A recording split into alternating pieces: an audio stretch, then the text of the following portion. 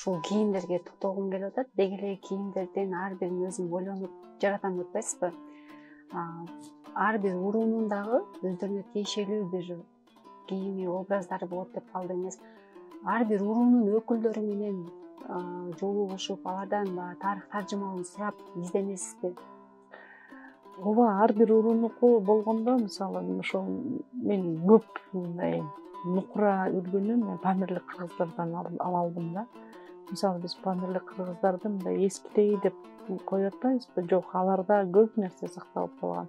Ошол эле тамак ашта, ошол эле кийимде. Мисалы, ошол кийимди мен Коңгурбүбү Асалы деген ападан үйрөндүм. Эми Турцияда кыргыздардан, баягы Памирлик кыргыздардын элечегин орошту да.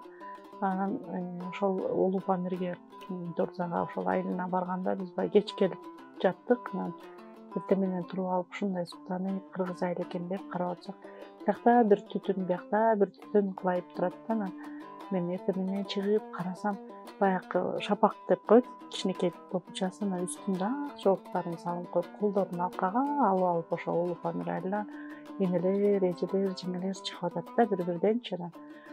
Ошол карган эмеси, карган апа бар үйгө барып чыгып, анан түндөн аман чыктыңызбы апа деп учурашып атышат бири-бири мененчи. Ошондо мен ыйлагам биринчи жолу, биз Кыргызстанда туруп, кошуна менен учурашпайбыз. Апаңды деле чалып сурабайсың кээде туурабы? Барып учурашмак тургайчы. Анан ушунчалык мындай кыргыз жыттанган айыл дейсиз.